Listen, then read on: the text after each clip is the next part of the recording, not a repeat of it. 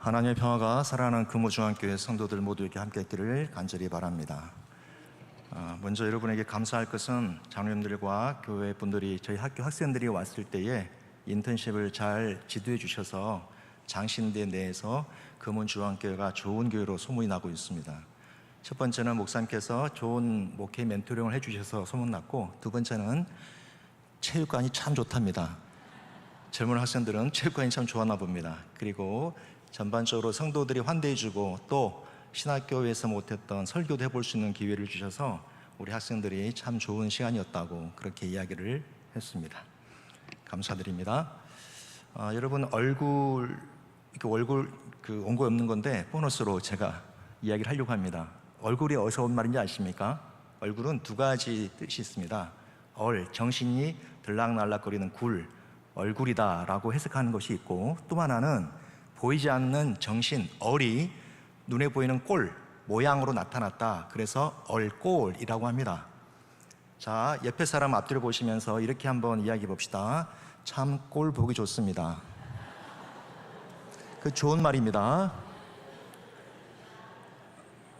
제가 웃고 있으니까 꼴 보기 좋죠? 근데 인상 쓰고 있거나 짜증난 표정이면 그때 뭐라 그래요? 참 꼴 사납다 그래요. 그래서 여러분, 그 집회서의 19장 29절 30절에 있는 말씀이 있는데요, 사람이 됨됨이는 세 가지에서 나타난답니다. 옷차림, 웃는 모습, 세 번째 걸음걸이. 그래서 굉장히 중요해요. 여러분이 하나님 보러 나왔으면 성도들 통해서도 하나님께서 말씀하실 수 있거든요. 그러니 웃는 얼굴로 서로를 마주하면 누군가의 얼굴에서 하나님의 모습을 볼 수가 있습니다. 여러분 참 꼴 보기 좋습니다.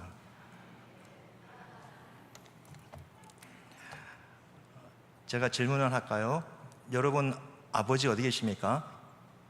연로하신 분들은 이미 하늘나라 가셨을 테고, 또 아직은 젊은 청년들이나 30, 40대도 아버지가 계실 터인데, 만약 여러분이 아버지를 내 삶의 중요한 인물로 설정하지 않는다면 아마 아버지는 안 계신 것과 다를 바가 없을 겁니다. 그렇지 않습니까? 요즘에 별로 좋아하는 말은 아니지만 대학이 마치 인생이 전부인 것처럼 생각하는 사람들이 하는 말이 있습니다. 인류대에 보내려면 엄마의 치맛바람, 열정과 할아버지의 재산과 아버지의 무관심, 아빠가 신경 쓰면 안 돼요. 엄마가 다 알아서 해야 되고, 학원도 알아봐주고, 무슨 공부를 해야 되고, 학교 선생님은 어떻게 돼야 되고, 이거를 다 엄마들이 작전 지시를 합니다. 아이들은 또 그대로 따라합니다. 그래서 서울대 가면은 따로 과외받는 모임이 있대요. 어떻게 공부하고 어떤 교수님한테 수업을 들으면은 어떻게 무슨 기재부에 갈 수 있고 또 어디 갈 수 있고, 이런 이야기도 있답니다. 참 씁쓸하죠? 여러분의 아버지는 지금 어디 계십니까? 저희 아버지는 지금 하늘나라에 계십니다.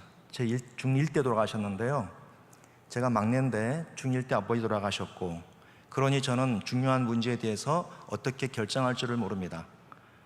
배운 바가 없고, 또 대학도 다른 집은 부모님들이 다 알아봐주고 어디가 전도 유망하다더라, 어딜 가면 좋다더라 하는데, 저는 어느 날 TV 보다가 장학퀴즈라는 게 있었습니다. 장학퀴즈라는 게 있었는데 거기에 1등한 팀이 신방과였어요. 어느 학교 신방과였는데 너무 멋있어서 저기 가야겠다 해서 아무 생각 없이 그렇게 간 겁니다. 나침판이 없었기 때문에.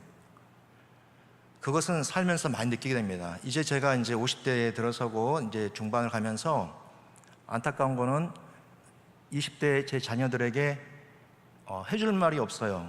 왜냐하면 책에서는 볼 수 있고 주변에서 들을 수는 있지만 50대 아버지를 본 적이 없잖아요. 저희 아버지는 40대 돌아가셨으니까. 그래서 이럴 때는 어떻게 위로해주고 저럴 때는 저렇게 위로해줘야겠다라는 걸 잘 몰라요.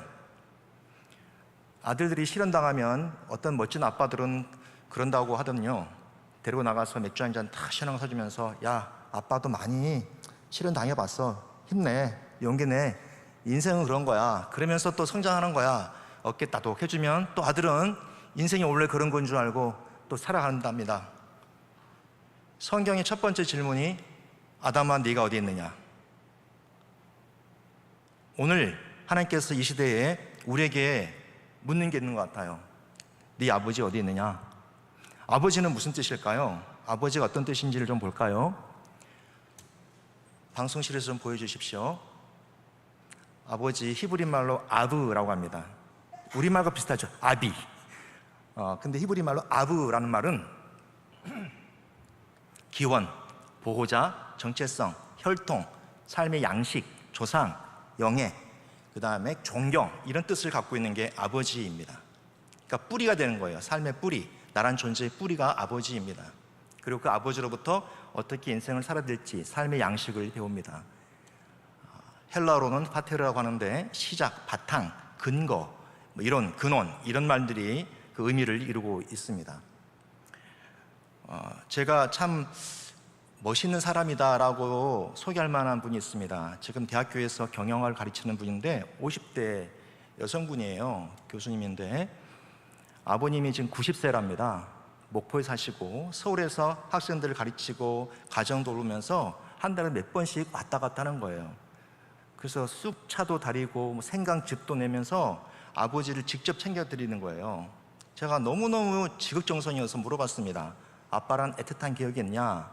그랬더니만 전교 1등을 하고 올림피아드 나가서 수상을 해도 아빠는 칭찬 한 번도 한 적 없었고 사랑한다는 말도 한 적이 없답니다. 그런데 어떻게 그렇게 아빠를 지극정성으로 모실 수 있냐라고 물었더니 그 아빠를 통해서 인생 사는 걸 배웠대요. 어른들은 어떻게 대접하고 또래는 어떻게 대하고 공부는 어떻게 해야 되고 이 모든 것들을 아버지를 통해서 배웠기 때문에 인생을 참 멋지고 고상하게 살도록 도와준 아빠가 자기는 자기 삶의 바탕이며 또 근거가 된다는 거예요. 참 좋은 아버지에 대한 기억입니다. 또 씁쓸한 기억도 있습니다. 제가 청년부를 참 오랫동안 지도했는데 한교에 10년 있었거든요. 그런데 한 청년이 제가 5년, 6년 차 되도록 아버지란 말을 안 하는 거예요.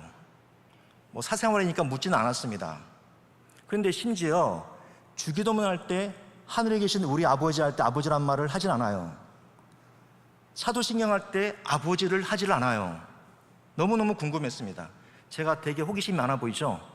그래서 물었습니다. 나랑 이야기 좀 하자. 대체 왜 그러니? 라고 했더니만 아빠와의 아픈 기억이 있는 거예요. 딸만 넷이 있는 집인데 딸들은 다 명민하고 또 똑똑해서 삶의 자리를 잡아가고 공부도 잘했던 딸들입니다.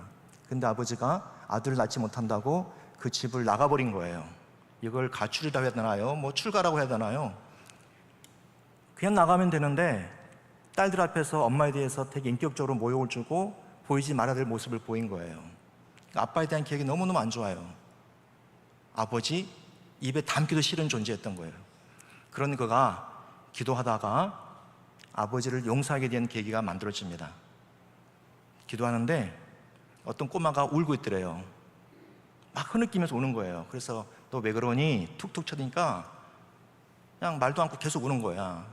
더 세게 툭툭 쳤어. 애야 말 좀 해봐. 누나가 도와줄게. 그리고 이제 그 아이가 다 고개를 드는데 그 한 5살, 6살쯤 보이는 아이의 얼굴이 아빠랑 똑같은 거예요. 그리고 그 모습을 본 순간 이 꼬마가 얼굴에서 많은 메시지를 전하는 겁니다. 내 아버지, 너의 할아버지가 나를 이렇게 대해서 안아주지 않고 사랑한다는 말도 하지 않고 함부로 대하고 말도 함부로 하고 때리고 학대하고 그러면서 그 청년이 그 아이를 기도 중에 끌어안고 막 우는 거예요. 네가 많이 아팠었구나. 자기 아버지를 그 아이로 인식하면서 이제 그 아이를 아버지로 인식하면서 용서가 되는 거고 이해가 되는 거예요. 그래서 제가 거의 그때가 7년 차쯤 됐을 때 처음으로 그 청년이 아버지란 말을 기도 중에 하는 걸 들었어요. 여러분에게 아버지는 어떤 존재입니까? 저도 아버지가 제 삶에 무슨 말을 해주지를 못했어요. 제 기억 속의 아버지는 한 번도 저를 향해서 사랑한다는 말씀 한 적이 없고요. 안아준 적도 없어요. 저는 엄마 막내이기 때문에 엄마랑 사이가 되게 애틋합니다. 정말 애인처럼 연인처럼 서로가 서로를 사랑했어요. 근데 아버지에 대한 기억은 하나도 없어요. 그러다가 어느 날 오래된 사진 수첩을 뒤적거리는데 한 6살쯤 된 저를 아버지가 이렇게 안고서 사진을 텐마루에 앉아서 사진 찍은 것이 앨범에 있는 거예요. 내 기억에는 없었지만 나도 아버지란 존재에 안긴 적이 있었구나 라는 것을 처음 느끼게 된 겁니다. 폭삭수가수다에 그런 이야기 나오잖아요. 자녀들은 부모들로부터 서운한 것만 기억하고 부모들은 자식들한테 못해준 것만 기억해서 늘 미안하기만 한 존재들. 여러분은 아버지가 어떤 분입니까? 여러분 삶의 중요한 순간에 등장하시고 나타나시고 기댈 수 있고 말을 건넬 수 있는 그런 분입니까? 아니면 저만치 방치되고 한 달에 한 번씩 월급 탄 날 엄마를 통해서 식당이 풍성하게 차려지면 아빠 살아계시네 라고 느낄 정도의 사람입니까? 우리는 모두 아버지란 존재가 사라진 시대를 살고 있습니다. 영어에 재앙이라는 단어가 있습니다. 디제스트라는 단어가 있는데요, 그 뜻이 사라지다. 뭐가? 별이. 밤하늘, 캄캄한 밤하늘을 항해하는 때요, 밤하늘에 별이 보이면 사람들은 그 별빛을 의지해서 밤하늘을 항해를 했었어요. 근데 별빛이 사라져요. 그게 재앙이죠. 어디로 갈지 모르니까. 여러분에게 아버지는 누구입니까? 질문이 바뀌었죠? 여러분에게 아버지는 어떤 존재입니까? 혹시 스마트폰은 아닙니까? 스마트폰은 나의 목자시니 내게 부족함이 없으리로다. 그가 나를 재우지 않고 나를 안내해주고 쉴 만한 물가로 인도한도다. 스마트폰이 하나님도 대신하고 아버지도 대신하고 엄마도 대신하고 친구도 대신한, 그래서 이 조그만한 핸드폰이 나를 다스리고 아버지 역할까지 하는 시대를 우리는 살고 있습니다. 오늘 본문은 바로 앞에 청년이라고 표현된 성경 구절이 있고 또 어떤 데서는 관원이라고 표현되기도 하는데 마가복음에서는 한 사람이라고 소개를 합니다. 한 사람이 예수께 나와서 무릎을 꿇고 정중하게 묻습니다. 선생님, 제가 어떻게 하면 영생을 얻겠습니까? 계명대로 살아. 제가 말씀 다 지켰습니다. 자신만만하게 이야기를 해요. 예수님께서 말씀하십니다. 그래? 그러면 너한테 한 가지 부족한 게 있는데 네 재산 다 팔아서 가난한 사람들에게 나눠주고 그러면 네 재산이 하늘에 쌓일 거야. 그리고 와서 너는 나를 좇아라 라고 말씀하셨어요. 그런데 성경은 분명히 말합니다. 그 사람이 재물이 많은 고로 근심하여 돌아가니라. 여러분, 돈은 잘못이 없어요. 그 돈이 내 삶의 밑바탕이 될 때에, 살아갈 이유가 될 때에 그것이 문제가 되는 겁니다. 제자들이 묻습니다. 아니, 저런 사람이 왜 뭐가 모자라서? 그 즈음에 예수님께서 일침을 날려요. 얘들아, 부자가 천국 가는 게 얼마나 어려운 줄 아니? 그것은 마치 낙타가 바늘구멍으로 들어간 것과 같은 거야. 거의 불가능하다는 뜻입니다. 웅성웅성합니다. 아니, 그러면 부자도 천국 못 가는데 우리는 어떻게 갑니까? 왜? 그 당시는요, 지금도 마찬가지지만 하나님의 각별한 은총이 아니고서는 많은 재산을 가질 수 없다. 하나님의 은총이 있어야만 많은 돈도 벌 수 있고 높은 자리에 오를 수 있다라고 생각했던 것이 그들의 믿음이었습니다. 그런데 그런 부자마저도 천국에 갈 수 없다면 나 같은 사람 어떻게 가겠는가라는 것이 본문에서 중요한 질문을 던지는 겁니다. 그때 예수님께서 말씀하십니다. 29절입니다. 내가 진실로 너에게 이르노니 나와 복음을 위하여 집이나 형제나 자매나 어머니나 아버지나 자식이나 전토를 벌인 자는, 자, 화면 한번 보십시오. 제가 퀴즈를 하면 되겠습니다. 맞히신 분은 손을 번쩍 들고 맞히시고, 그 선물은 담임 목사님 교회 돌아오시거든 가장 맛있는 떡볶이를 사서 같이 먹는 걸로 그렇게 선물을 준비하도록 하겠습니다. 여러분 보십시오. 29절에서 예수님께서 하신 말씀, 내가 진실로 너에게 이르노니 나와 복음을 위하여 집이나 형제나 자매나 어머니나 아버지나 자식이나 전토를 벌인 자라고 했습니다. 30절 보면 현세에 있어 집과 형제와 자매와 어머니와 자식과 전토를 100배나 받되 박해를 받을 수는 있지만 내세에서는 영생을 받지 못할 자가 없다라고 내세까지를 보장해 주는 겁니다. 자, 뭐가 빠졌습니까? 네, 권사님? 네, 아버지가 빠졌습니다. 아버지 어디 가셨어요? 마스크 하시는 권사님? 집사님? 아버지는 어디 가셨어요? 성경 기자가 불편해서 빼버렸을까요? 아버지에 대한 불편한 기억 때문에 아버지를 일부러 뺐을까요? 아닙니다. 29절에 그리스도와 복음을 위해서 자신이 삶의 밑바탕이라고 삼고 있는 모든 것들을 버릴 수 있는 사람들은 하나님이 그의 아버지가 됩니다. 그리고 하나님이 그의 삶을 인도하십니다. 그리고 그 하나님이, 그 아버지가 현세에 있어서도 형제와 자매와 어머니와 자식과 전토를 100배를 주시고 우리가 살면서 박해를 받을 수는 있겠으나 내세에서 영생까지 주신다고 약속하셨습니다. 베드로가 그랬거든요. 선생님, 우리는 저 간원과 달리, 저 부자 청년과 달리 모든 것을 다 버리고 주님을 따랐습니다. 그에 대한 29절 30절 말씀이 예수님께서 베드로와 그 자리에 있었던 사람들에게 하신 말씀이고, 오늘 동일하게 이곳에 앉아서 예배하는 우리 모두에게 주시는 하나님의 말씀입니다. 저는 중일 때 아버지 돌아가시고 저희 어머니가 마음고생을 참 많이 하시고 5남매를 키우셨어요. 40대 과부 되셔서 제가 그때 뭘 좀 알았더라면 시집을 보내드렸어야 되는데 막내라서 힘도 없었고 그게 뭔지도 모르고 좋으니까 붙들고 싶어서 어머니랑 같이 살았어요. 너무 치열하게 살다 보니 어머니가 유방암에 걸렸고 당뇨 합병증까지 걸렸습니다. 그래서 제 고등학교 때는 참 우울했습니다. 어머니가 키가 163cm이신데 몸무게가 32kg까지 빠졌어요. 그리고 이대 대학병원에서 3개월 남았다고 말씀하셨어요. 이제 마무리할 준비를 하라고. 오남매들은 밤낮을 울고 어떻게 하면 어머니를 잘 보내드릴까 그렇게 기도하면서 또 같이 식사하면서 대화를 나누면서 그렇게 보냈어요. 그런데 제가 출석했던 교회 목사님이 저희 고모부였습니다. 전통적인 장로급 목사님, 교회에서 기타도 못 치게 하고 아주 전통적인 목사님이셨는데 그분이 너무너무 안타까운 거예요. 40대 과부 돼서 5남매 키우고 이제 뭔가 좀 인생을 좀 살아 봄직한 순간에 3개월 남았다고 하니 목사의 마음이 얼마나 아프겠습니까? 그래서 그 어머니를 태우고 포천에 있는 어떤 기도원을 가서 많은 사람들 줄 서 있는데 등치 큰 그 목사님이 다 해집고 그 앞에 누이면서 기도해달라고.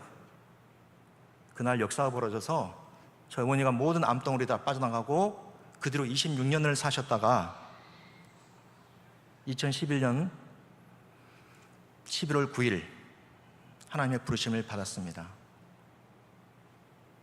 그 마지막은 참 아름다웠습니다. 그리고 더 아름다운 것은 저희 어머니의 삶이었습니다. 살려주신 은혜에 너무너무 감사해서 아들 위해서 기도하고 목사님 위해서 기도하고 성도들에게 베풀고 그렇게 사셨어요. 신방 요즘 잘 안 하시잖아요. 그때는 신방을 하면 다른 집은 신방대원이 5명, 6명, 7명 정도 가는데 저희 집은 거의 20명 이상이 왔었어요. 왜? 한 달 전부터 신방을 준비하거든요. 다리가 휘어질 정도 상 차리고 이거는 덤으로 사는 인생 베풀고 섬기겠다고 그렇게 하셨어요. 그렇게 하는 건 너무너무 좋은데 우리 어머니가 정부이 난 거예요. 밤에도 안 들어오시고 새벽에 나가시고 어쩔 때는 하루 종일 아니 이틀 동안 안 볼 때도 있어요. 대체 무슨 일이 있었는가? 누군가를 열심히 사랑하고 있었어요. 하나님, 야훼, 여호와라 불리는 그 하나님을 너무너무 사랑해서 그 하나님을 5남매의 새 아버지로 소개한 거예요. 그 새 아버지가 말씀을 통해서 아침마다 점심마다 저녁마다 매 순간마다 인생의 우여곡절마다 어떻게 살아야 될지를 하나님께서는 말씀하셨고 인도에 오셨습니다. 아버지의 탄생. 아버지는 중일 때 돌아가셨지만 새 아버지는 그렇게 내 삶의 중심에 들어오셨고 그분은 나의 믿음이 되었습니다. 여러분, 믿음이 뭡니까? 가슴이 뜨거워진 게 믿음입니까? 주일마다 교회 빠지지 않고 열심히 출석하는 것이 믿음입니까? 모든 것이 다 믿음의 행위가 맞습니다. 자, 믿음이 뭘까요? 화면을 보여주십시오. 배를 타고 가다가 망망대해에서 저 멀리 섬이 보입니다. 그때 뱃사람들은 말합니다. 묻히다! 묻히다! 묻은 지구에서 물로 덮인 부분을 뺀 것을 묻히라고 합니다. 그리고 묻히의 결의어는 미치입니다. 묻은 땅이란 뜻이고 바닥이란 뜻이고 발로 디딜 만한 곳이고 내가 의지할 만한 곳이고 기대할 만한 곳입니다. 오늘 예수님께서 버린 자들에 대해서 이야기한 것, 버릴 것에 대한 이야기한 것, 집이나 형제나 자매나 어머니, 아버지, 자식, 전토, 여러분 이것 중에 하나라도 포기할 사람이 있습니까? 어떤 사람은 자식은 죽었다 깨어나도 포기 못한 사람이 있고, 어떤 사람은 집을 절대 포기 못한 사람이 있고, 어떤 사람은 논밭을 포기 못한 사람이 있고, 어떤 사람은 형제 자매를 포기하지 못한 사람이 있고, 어떤 사람은 아버지를 포기하지 못한 사람도 있습니다. 어쩌면 혹시 씁쓸하지만 아버지가 가장 먼저 버려질 존재가 아닌지, 끝까지 남은 것은 뭘까? 자식이나 집일까? 그런데 그거를 버린 자는 현세에서도 100배를 받는답니다. 어떤 사람들은 말합니다. 아유, 그거를 꼭 그렇게 문자적으로 읽습니까? 네, 어떤 것은 문자적으로 해석하면 안 되지만 제 삶의 흔적들과 제 경험들이 이 말씀은 살아계신 역사하시는 하나님의 그 분명한 말씀인 것을 저에게 확신시키고 있습니다. 제가 한 교회 10년 있으면서 하필 한 3년 차에 교회에서 건축을 했습니다. 서대문인데요, 그때 땅 한 평이 430만 원이었습니다. 모든 성도들이 다 참여해요. 파출부도 하고 택시기사도 하고 다 해요. 근데 목회자가 어떻게 안 합니까? 제가 그래서 큰맘 먹고 기도했습니다.